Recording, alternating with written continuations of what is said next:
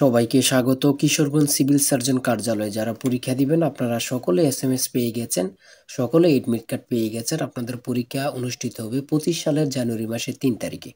আপনাদের পরীক্ষা লিখিত হবে, আপনারা লিখিত পরীক্ষার প্রিপারেশন নিয়ে যাবেন। আজকে আপনাদের জন্য একটি চূড়ান্ত মডেল টেস্ট নিয়ে এসেছি। ইনশাল্লাহ এই মডেল টেস্ট থেকে বুঝতে পারবেন কোন কোন টপিক এবং কি কোন কোন বিষয় থেকে এই পরীক্ষায় প্রশ্ন আসবে। এই মডেল টেস্টটি দেখলে ইনশাল্লাহ আপনি পরীক্ষায় পাশ করতে পারবেন। আমি আজকে দেখিয়ে দিব যে সম্পূর্ণ লিখিত পরীক্ষার একটি প্রশ্ন প্যাটার্ন। ইনশাল্লাহ পরীক্ষায় যেমনভাবে প্রশ্ন প্যাটার্ন থাকবে সেমভাবে আজকে একটি প্রশ্ন প্যাটার্ন নিয়ে এসেছি। এই প্যাটার্নটি দেখলে আপনি পরীক্ষায় এখান থেকে 20 নাম্বার কমন পাবেন। তাই ধৈর্য সহকারে সম্পূর্ণ ভিডিওটা দেখুন। দেখেন, আমি মূল কথায় চলে যাচ্ছি। তার আগে বলে রাখি, আপনারা যারা কিশোরগঞ্জ সিভিল সার্জন কার্যালয়ে পরীক্ষা দিবেন আপনাদের জন্য একটি স্পেশাল চূড়ান্ত সাজেশন তৈরি করা হয়েছে। যারা চাকরির কারণে এবং কি বিভিন্ন কাজের কারণে পড়তে পারেন না, শুধু তাদের জন্য এই চূড়ান্ত স্পেশাল সাজেশনটি নিতে স্ক্রিনে দেওয়া হোয়াটসঅ্যাপ নাম্বার রয়েছে, ইমো নাম্বার রয়েছে। যে কোনো একটাই মেসেজ করে সাজেশনটি সংগ্রহ করুন। সাজেশনের মূল্য 100 টাকা। আমি বলি 100 টাকার বিনিময়ে হলো সাজেশনটি সংগ্রহ করবেন। এই সাজেশনটি পড়ে পরীক্ষা দিতে গেলে ইনশাল্লাহ আপনি পরীক্ষায় উত্তীর্ণ হবেন। দেখেন, আমি মূল কথায় চলে আসছি। আগে আমার কথাগুলো মনোযোগ সহকারে শুনুন। লিখিত পরীক্ষা মানে কি? সন্ধি বিচ্ছেদ, বিপরীত শব্দ, এক কথা প্রকাশ, তারপরে ব্যাস বাক্য থাকতে পারে, ট্রান্সলেট কিন্তু থাকবেই, ট্রান্সলেট থাকবেই থাকবে থাকবে। ঠিক আছে, এটা লিখিত বলেন আর এমসিকিউ বলেন, আপনাদের পরীক্ষা লিখিত হবে।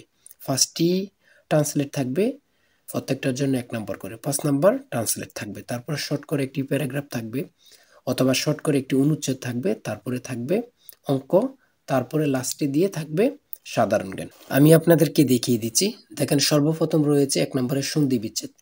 এখানে সন্ধি বিচ্ছেদ 4টা আছে। আপনি যদি 4টার উত্তর দিতে পারেন তাহলে 4 নাম্বার পেয়ে যাবেন। তারপরে 2 নম্বরে কি দিয়েছে? বিপরীত শব্দ।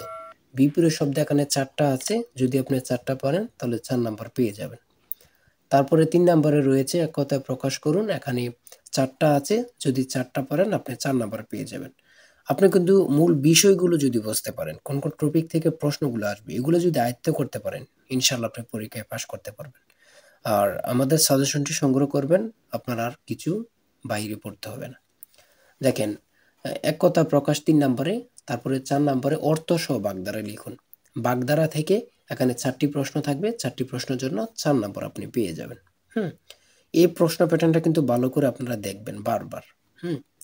তারপরে 5 নম্বরে রয়েছে শুদ্ধ বানান লিখুন। এখানে শুদ্ধ বানান থেকে থাকবেই পরীক্ষায়, এটা কিন্তু মনে রাখবেন। এই যে সমীচীন, মনে করেন কত পরীক্ষা আসছে আল্লাহ ছাড়া কেউ জানে না। এখানে শুদ্ধ বানান 4টা দেয়া থাকবে, 4টার জন্য 4 নাম্বার। তারপরে 6 number English, correct the sentence. এখানে এই যে এখানে ভুল দেয়া আছে, আপনারা সঠিক করে প্রশ্নের উত্তরটি লিখতে হবে। এটি এখানে 4টা দেয়া থাকবে, 4টার জন্য 4 নাম্বার আপনি পেয়ে যাবেন। তারপরে কি রয়েছে দেখেন, তারপরে কি রয়েছে 7 নম্বরে ফিল ইন দ্য গ্যাপস। এখানে 5টা থাকবে, এখানে 5টা থাকবে, 5টার জন্য আপনি 5 নাম্বার পাবেন, 5টার জন্য 5 নাম্বার পাবেন। তারপর 8 নম্বরে রয়েছে কারেক্ট স্লিপিং। সঠিক শব্দগুলো আপনাকে লিখতে হবে। এখানে ভুল শব্দ দিয়েছে, এখানে ভুলটি সমাধান করে সঠিকগুলো লিখতে হবে। এখানে 4টা থাকবে, 5টা থাকবে, 5টার জন্য 5 নাম্বার আপনি পাবেন। তারপরে শর্ট করে একটি paragraph, right 5 sentence on the for the bridge.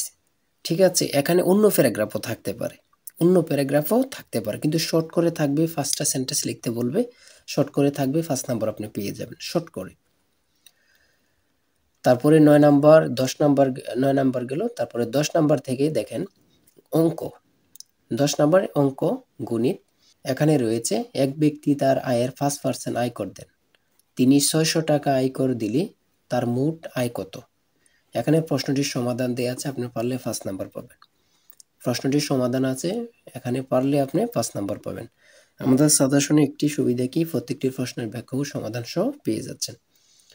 তারপরে 11 নাম্বার রয়েছে একটি ত্রিভুজের 3টি বাহুর দৈর্ঘ্য 13, 14 ও 15 মিটার। ত্রিভুজটির ক্ষেত্রফল কত? এখানে কিন্তু অঙ্কটা সমাধান আছে, পারলে আপনি 5 নাম্বার পাবেন। তারপরে 12 নম্বরে রয়েছে একটি আয়তাকার বাড়ির পরিসীমা 44 গজ এবং গড়ের দৈর্ঘ্য 36 ফুট। গড়ের প্রস্থ কত? এখানে অঙ্কটি সমাধান আছে, আপনি যদি পারেন 5 নাম্বার পেয়ে যাবেন। তারপরে 13 নম্বরে রয়েছে x³ - 8 এর উৎপাদক কোনটি? দেখেন আমি বলি, উৎপাদক থেকে কিন্তু একটি প্রশ্ন থাকবে। সিভিল সার্জন পরীক্ষা মানে উৎপাদক থেকে একটি প্রশ্ন থাকবে। প্রশ্নের মান হচ্ছে 5। আপনি যদি এই প্রশ্নটি পারেন তাহলে ফার্স্ট নাম্বার পেয়ে যাবেন। তারপরে বি নাম্বারে দিয়েছে একটি স্কুলে ডিল করার সময় 8, 10 এবং 15 সারিতে সাজানো হয়। ওই স্কুলে ন্যূনতম কতজন ছাত্র রয়েছে? এর সমাধান এখানে আপনি লসাগু করলেই কিন্তু আনসারটা পেয়ে যাবেন। এই প্রশ্নটি পারলে আপনাকে 5 নাম্বার দেওয়া হবে। তারপরে দিয়েছে 14 নম্বরে সাধারণ জ্ঞান, এখান থেকে শুরু। 71 ডায়েরি। 71 ডায়েরি কে লিখেছেন? সুপিয়া কামাল। 71 ডায়েরি কে লিখেছেন? সুপিয়া কামাল। সড়ক পরিবহন ও সেতু মন্ত্রণালয়ের ইংরেজি নাম কি? Ministry of road transport and Bridges. ঠিক আছে।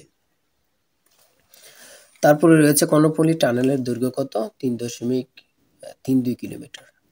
17 নাম্বার রয়েছে আন্তর্জাতিক মাতৃভাষা দিবস কবে থেকে পালিত হয়? সেটা হচ্ছে 2000 সাল থেকে। পূর্ণরূপ লিখুন। দেখেন পূর্ণরূপ থেকে কিন্তু থাকবে 2 নাম্বার, 3 নাম্বার অথবা 4 নাম্বারও থাকতে পারে পূর্ণরূপ থেকে। ঠিক, আপনারা বিশেষ করে এগুলো দেখে যাবেন পূর্ণরূপ। যে গুরুত্বপূর্ণ পূর্ণরূপগুলো আমাদের সাজেশনে পেয়ে যাবেন।